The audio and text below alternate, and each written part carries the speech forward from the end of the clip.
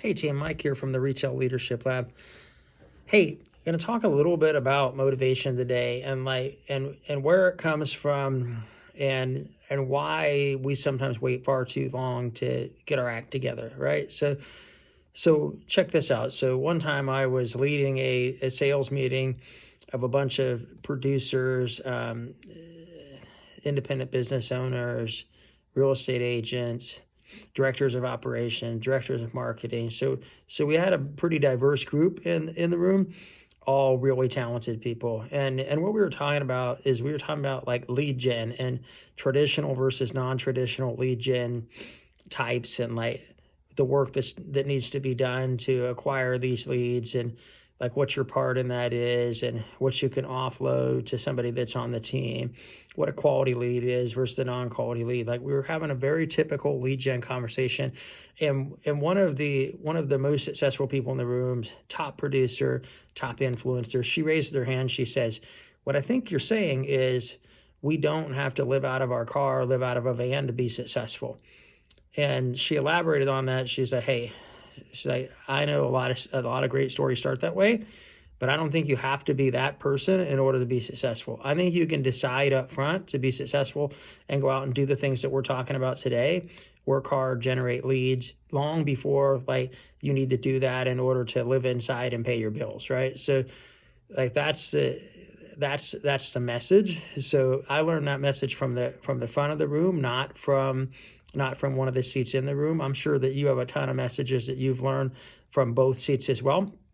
But I would just say to you, like, think that through. Like, you do not have to live out of your car in order to be successful. In other words, like, you don't have to have your back against the wall to win. Like, you don't need to live the mantra of motivation by obligation. Like you don't need to put yourself in that spot where you're like, "Hey, I'll get going when I'm forced to get going." So I know that there's like a lot of people that's their thing. Like they do the best when they do the old rope-a-dope, when their back is against the rope, then they can turn that into a weaponized thing. Like there are those that cram for tests and they do better when the deadline is there.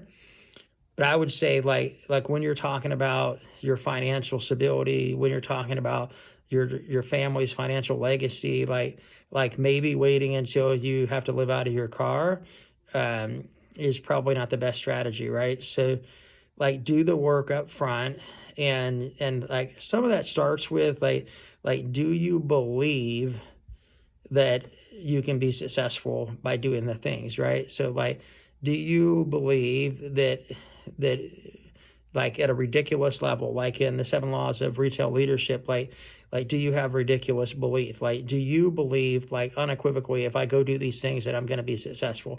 Have you, like law number 4, do you have math that matters? Like have you been able to put that together? Because what I think happens is like when we reach that live out of our car point in our life, like we don't question it.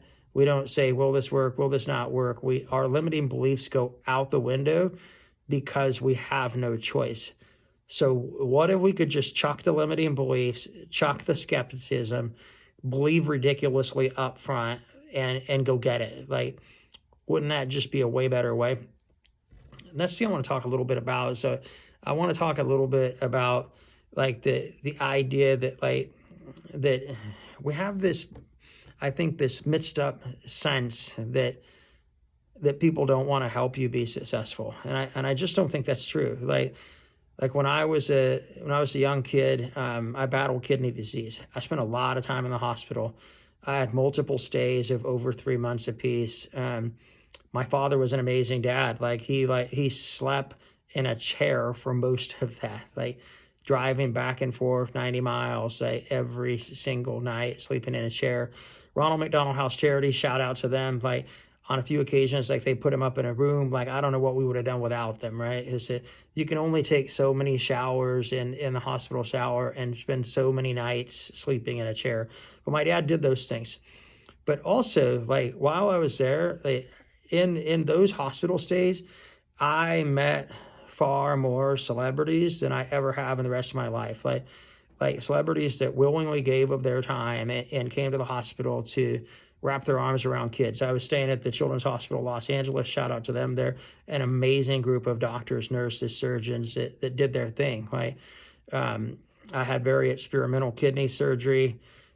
There was some rough times, but also there was a lot of great people there. Like I tell you, like some of the ones you don't expect. Like Mr. T came, and this is in the early to mid '80s that I was going through this, and like the A Team was bigger than life. Mr. T was bigger than life. Like he had just participated in the Rocky films, so he was an it guy and was very busy, but took time out of his day to come over to Children's Hospital Los Angeles and spend some time with the kids, and he read a bunch of like letters that we wrote him. He did those things like Michael Jackson stopped by.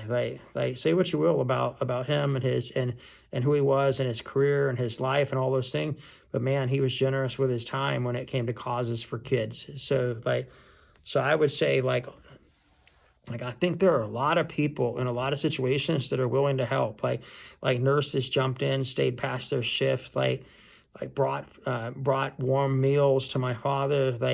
Again, Ronald McDonald House Charities, like those guys, they stepped in, they did the things they could to support our family as well. So, and then like you see it all the time, like just for no reason at all, somebody will come over and help spot somebody at the gym. Like you have people who reach out to mentors in business and ask them for help, and their first thing isn't like always like, if you pay me, right? So I would say like expect people to be good, and they will, allow them to surprise you with their goodness. Like don't just expect that always like this cynical view that nobody's going to help me unless there's something in it for them. I think that once you have that mindset, then you open yourself up to being coached. And like, if you are, willing to be like humble and vulnerable up front, then we're back to the first part of this conversation, right? Like you can either wait for the world to humble you and you to reach that pivotal moment where you fear that you're going to be living out of your car, or you can say, hey, I'm going to be humble. I'm going to be curious. I'm going to be courageous, and I'm going to go get help now. Like I just don't remember seeing like any NFL, NBA, MLB teams that don't have coaches. I just don't remember seeing any Olympians that don't have coaches. Like all of the greats have somebody next to them critiquing them, providing them feedback, holding them accountable. So if you're not already working with like a great coach, first of all, there are a lot of people out there that are willing to do it. But go find yourself a great coach. And I know that like asking for help and saying you need help, like that's a super hard thing. However, like it's a super necessary thing for success. Like lots of times when people go to like, there's so many stories written about this. Like people go to the doctor and like they want a diagnosis, and then they have that grab the doorknob moment, where they right as the doctor's leaving and grabs the doorknob, then they're like, doc, what do I need to get better? So imagine if you weren't reaching that point where like you had to go to the doctor and you had to wait all the way to the doctor like was leaving and grab the doorknob.